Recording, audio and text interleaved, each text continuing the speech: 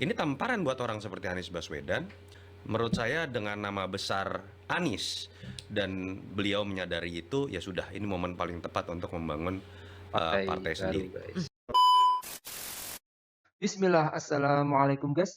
Kita politik berubah total ketika muncul putusan MK yang melonggarkan partai politik dalam pengusungan calon. Namun di sisi lain, Anies Baswedan yang mempunyai peluang paling besar menang di Pilkada Jakarta justru terpental karena tidak ada parpol yang mengusungnya. Jadi tak perlu berlama-lama, langsung saja kita saksikan video ini guys. Bismillah. Bagaimana respon Anies ketika partai-partai yang awalnya mengusung dia di Ini guys. Pilpres kemudian sempat memberikan lampu hijau untuk mengusung kembali di Pilgub Jakarta, itu akhirnya tidak jadi mengusung. Dan tone yang disampaikan oleh Anies Baswedan kali ini yang kami tangkap adalah terasa sudah lebih bisa memahami. Bahkan muncul statement dari Anies bahwa dia tahu bagaimana sulitnya Partai Nasdem terutama pada saat Pilpres itu. Banyak sekali masalah yang dihadapi, tapi Pak Surya tidak bergeming. Itu yang disampaikan oleh Mas Anies. Jadi semacam sudah tahu Mas Anies dengan risiko-risiko gini dan kesulitan yang dihadapi oleh partai-partai. Itu yang Anda baca demikian tidak, Mas Toto, bahwa Anies itu tahu bahwa partai-partai ini dalam tanda Ini kutip guys. terkendala, tersandra, dan bukannya tidak mau mendukung dia. Iya, kalau kita lihat tanpa Mas Anies pun kan kita tahu bahwa logika dalam permainan kekuasaan, Ya. terutama terkait dengan jabatan menteri, menjelang pelantikan, partai kemudian demi mendapatkan menteri bersedia mengorbankan hal yang lain. Buat saya itu sudah bisa menjadi sebuah logika politik.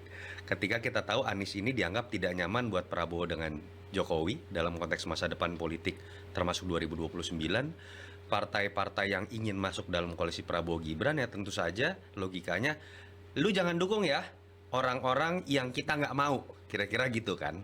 Dan mungkin di situ bukan hanya ada nama Anies saja, mungkin aja ada nama-nama yang lain gitu ya. Jadi yang buat saya mengagetkan malah dalam konteks misalnya Nasdem adalah bukan ketika Nasdem menarik dukungan, ketika Nasdem berani sebelumnya deklarasi Anies, itu saya kaget karena saya tahu udah Iya akan sih. masuk gitu ya dalam koalisinya Prabowo Gibran dalam pertemuan antara Bang Surya dengan Pak Prabowo. Itu yang menurut saya malah mengagetkan. Tapi memang jadi sebuah catatan. Kita lihat dari dua kacamata lagi.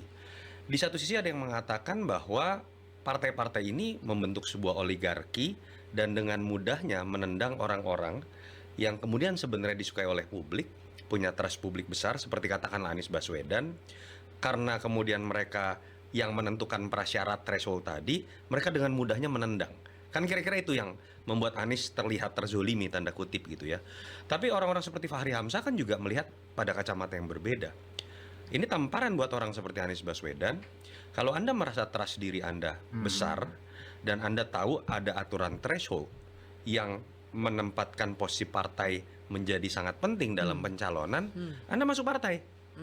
Atau kalau Anda tidak nyaman dengan partai manapun, Anda bangun partai. Makanya menurut saya jadi hal yang menarik tuh ketika isunya lompat kepada isu sudah saatnya buat Mas Anies bangun Buat Bangun partai. partai sendiri. Menurut saya itu solusi yang paling baik ketika ada perdebatan ayam atau telur itu nggak pernah selesai. Ada yang mengatakan Anies oportunis, manfaatin partai-partai kita doang. Di selain ada yang mengatakan oligarki lu, kenapa orang bagus nggak dicalonkan. Menurut saya dengan nama besar Anies dan beliau menyadari itu, ya sudah, ini momen paling tepat untuk membangun Partai partai baru, sendiri. guys. Ya. Oke. Tapi Mas Toto, apa sih yang paling membuat Anies itu dalam tanda kutip dijegal ya? Benar tidak? Terutama kalau dari kacamata Pak Prabowo. Skor 11 dari 100 itu puncaknya. Diinget-inget terus ya. Iya, karena di-mention terus kan sama Pak Prabowo di berbagai kesempatan. Seperti itu membekas sekali.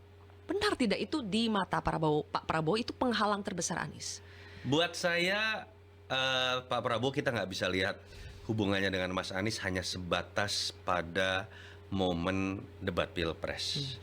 Kita harus ingat juga Pak Prabowo yang memajukan Anies pada saat 2017 gitu ya. Karena mungkin di situ beliau merasa ada sebuah hutang budi dan Mas Anies harus mengakui tanpa sebuah komando dari Prabowo untuk mendukung Anies, dia tidak akan pernah menjadi gubernur DKI.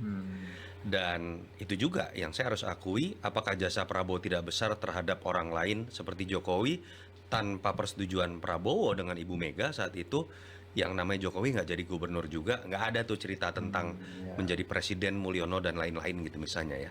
Tapi mungkin itu juga yang membuat subjektivitas dari Pak Prabowo menjadi lebih besar ketika kemudian ada pertarungan keras, apalagi sindirannya terasa personal, mungkin lebih terasa buat dia di dalam hati ya.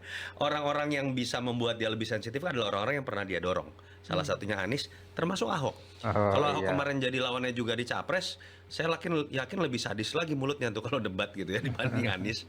Dan mungkin Pak Prabowo sakit hatinya juga lebih gede lagi karena dia merasa punya jasa terhadap Ahok gitu. Jadi tetap ada sisi itu, tetapi dalam konteks penjegalan, saya melihat ya biar bagaimanapun memang Anies ini dianggap adalah potensi untuk 2029 dan kehadiran dia menjadi cagup DKI lagi. Ini nih jeleknya DKI ya Zil ya. Semoga sekarang putus mata rantai nih. Menurut saya jelek sekali akhirnya jabatan di DKI apa DKJ atau apapun namanya sekarang itu akhirnya jadi sebuah cerita untuk lompat jadi capres karena dicontohkan oleh Jokowi, karena dicontohkan oleh Anies. Orang sekarang akhirnya melihat pertarungan DKI sama dalam konteks loncatan menuju 2029.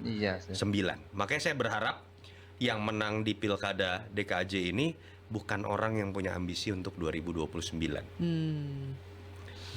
Boleh nebak kan berarti kan kira-kira saya tahu siapa yang menang kan. Tapi bukan yang independen ya, karena menurut saya yang independen itu bohong-bohongan lah, udahlah itu. Oke, kemana arah dukungan dari pendukungnya Anies? Menurut Mas Toto akan lebih cenderung ke RK Suswono atau Pramono Rano? Basis dukungan Anies terbesar kalau bicara cross tabulasi partai itu kan PKS. Paling solid pun PKS. Di situ ada Suswono. Tapi ada fenomena menarik nih. Pihak yang dianggap paling menggagalkan Anies itu adalah Kim Plus juga. Skenario menggagalkan Anies itu kan dimulai dengan asumsi bahwa Ridwan Kamil ini disuruh lawan kota kosong saja atau lawan calon boneka saja. Yang verifikasi satu tidak lolos, tiba-tiba lolos, kita tahu lah gitu ya. Dan di situ Anies akan dijegal. Diasumsikan akan dijegal dan itu kemudian terjadi.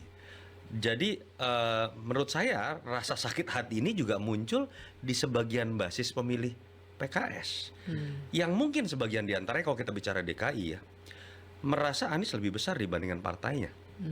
Tanda kutip, bukan kader ya, kita bicara pemilih nih. Merasa Anies sudah lebih besar karena ikatan emosional pada saat maju Pilpres itu besar loh. Simbol perlawanan pada saat PKS menjadi 10 tahun oposisi itu ada di sisi Anies.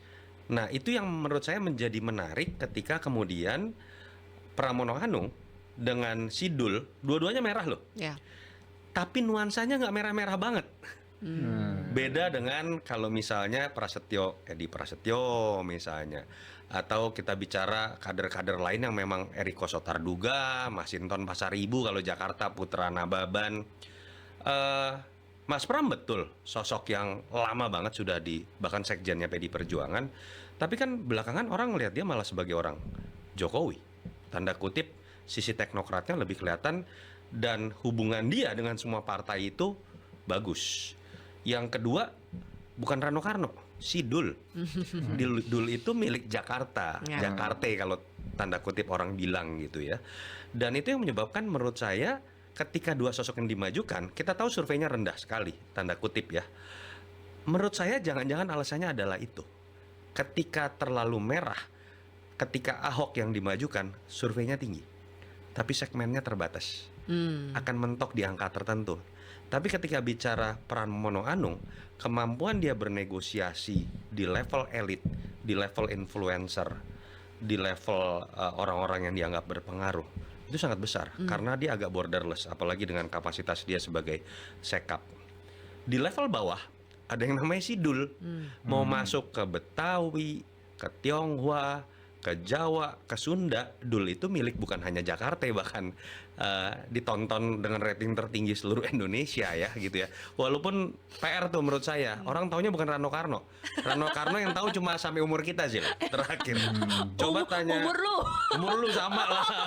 Masih nonton Yesi Gusman masih tahu pasti. Dia pura-pura muda. Siapa tuh? Bapak-bapak di sini tahu nih.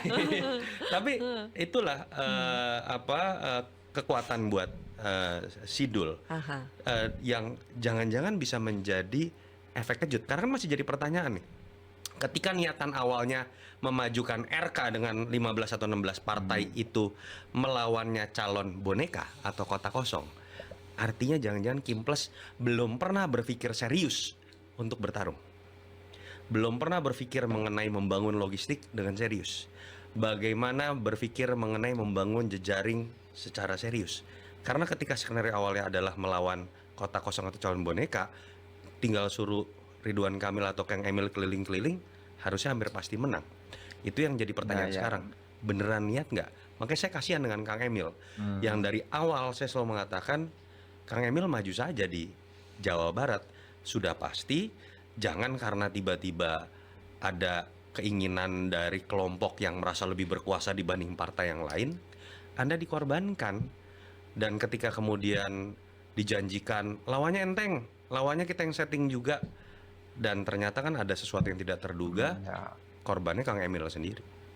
Oke guys, jadi Mas Yunarto Wijaya adalah sosok yang paling pas menjelaskan apa di balik semua kejadian ini guys. Analisisnya yang selalu tajam, berbasis data dan bocorannya informasi dari orang-orang yang terlibat langsung.